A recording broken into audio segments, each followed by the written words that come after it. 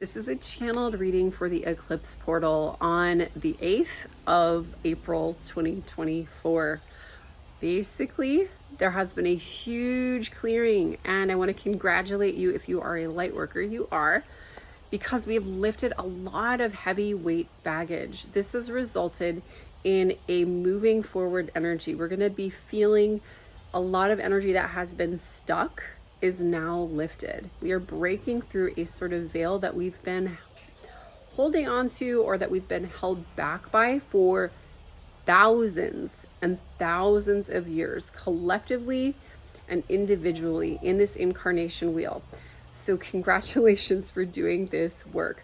What it was we were operating from an old trauma pattern, a pattern that was like a code in the universe that caused us to inherit generational patterns that would cause us to be stuck on a hamster wheel, spinning over and over and over again the same stories, feeling stuck, stagnant, stationary. And it was not really fair to our souls who have been doing this incredible amount of work. On the other hand, it created resilience. It created amazing endurance and strength that has allowed us to be ready for what is to come. There is a new chapter that's around the corner, and it's kind of sprouting its little green leafy foliage. Slowly it sprouts up. This is what we would call the new earth. We are moving into living much more in alignment with the earth, living in community, having light cities, having a much lighter framework of technology, of public systems, new earth systems, going to replace the old ones. So you might feel like you're conceiving something new in your life, or things that you've been pushing, that you've been wanting to seed for so long, are now finally getting ready, or are ready. I know for me, this eclipse brought a lot of death and rebirth, and I wanted to share my story as an example of things that might happen in your life around this eclipse portal and this closing of the portal. Hey y'all, I just wanted to share my sacred union into conception story. It's pretty crazy, and I just would love to share it with you and hear what y'all have to say. So my husband and I, we've been together for a decade now. We've had so many miracles that have brought us together, kept us together, helped us birth our first daughter. I am now 44, and despite the fact that I was diagnosed last year with ovarian cysts, the non-dangerous kind, just water-filled kind, we've decided to have a baby. And we keep having these crazy miracles happen in our lives. So we're at this point now where we're just kind of laughing. So I'm going to share what happened in the last week or two. So we decided, after going back and forth, first we decided we only want one and done. We had our first daughter, Elisa. She is a wonderful child. She's also a handful.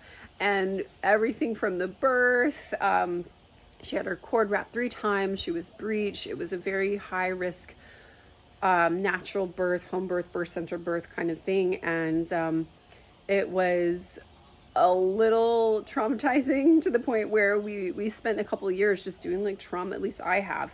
I can't speak for my husband, but I did a lot of trauma healing, and it was a gift. And in that time, we're like, wow, it's so much easier just not to have 2 kids. Let's just do one and done.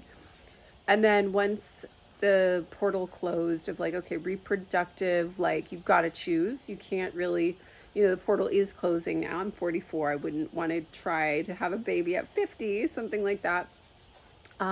Really felt like, oh shoot, we're supposed to have a kid, and like this baby spirit is with us, and I can just sense it and feel it. And there's this inner knowing, and there's also part of me that's like, a kid right now is like never going to be easy, right? And like 1 is a lot, and I love my freedom, and we run a business, and there's so many things we want to do with our lives. Traveling with 2 kids, not so easy. We live in Indonesia. Like going back and forth with 2 is going to be crazy. So about 2 weeks ago, my partner met me where I was at, which was, I had made the decision. Oh my gosh, the decision has been made. We're having a baby. Like, I really felt it. And I think it's because I had done a bunch of clearing with a couple of mentors where it wasn't so much around having a baby. It was more around, I need to clear my ovaries because I have these 2 water-filled cysts, one in each ovary. And there's an issue, a deeper issue. And in those sessions, we did all this clearing. I felt, wow, you know, I have all this space. I want to get pregnant. Like I love my husband. We have this beautiful life, and there's a purpose here, and there's a mission, and it's greater than me. And I feel like I'm supposed to be a mom to this one. So the moment Jack comes on board and meets me where I'm at, I feel this shift. And later that day, we find the morning after, we find this little dove about this big. She's a mama dove, and she's nested in our upstairs patio on our deck, right by the hot tub.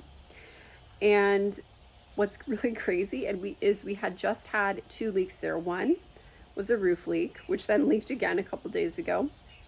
So when it rained, the floor was getting wet. And then 2, the jacuzzi had a break, and when the repairman came, he forgot to say not to use it. So water went all, like a whole jacuzzi amount of water went on the floor. And so we've had these crazy energies in our home, and this little bird, she laid 2 eggs, and now there are these 2 cute baby doves. When she goes and fetches food, I kind of sneak over, and there are these cute little baby doves. And then the other thing that happened is these little baby junco birds, and one just flew over here, so I'll see if I can get a shot of it. They've nested in our ceiling lamps. I don't know if you can see, but there's a lamp, and they keep on, there's like all this nesting stuff. They keep dropping everywhere. It's so annoying. And we went to the beach one day, and when we got back later, there was an entire nest that they had built. And we took it down because we were like, we can't have a nest. It's a fire hazard. And so there are 3 little tiny eggs inside. And I was just like, oh my gosh, this is amazing. And I feel like this portal, we're in this eclipse portal. There was all this energy coming up. Then like right on 444, we had a big energy move through a clearing. We had another huge leak. We had to patch up our roof. Like, we've had so many workers here. It's like insane. We've had like literally like 10 workers here.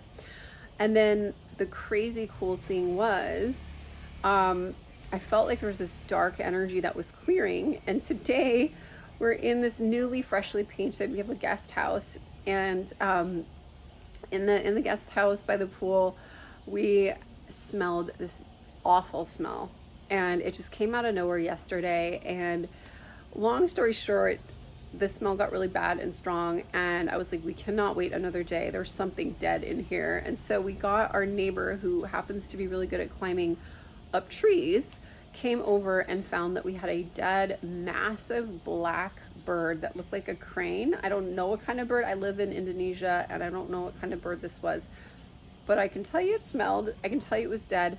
And I just feel the reading that I gave for 444 about this triple goddess energy, I do feel like the crone energy that was holding all of this ancestral blockage is dying. Not that necessarily the grandmother is dying. It's like this ancient version of the grandmother is rising up in her pure form and in her shadow form, where she is like the unconscious Kali, this war energy, traumatized energy.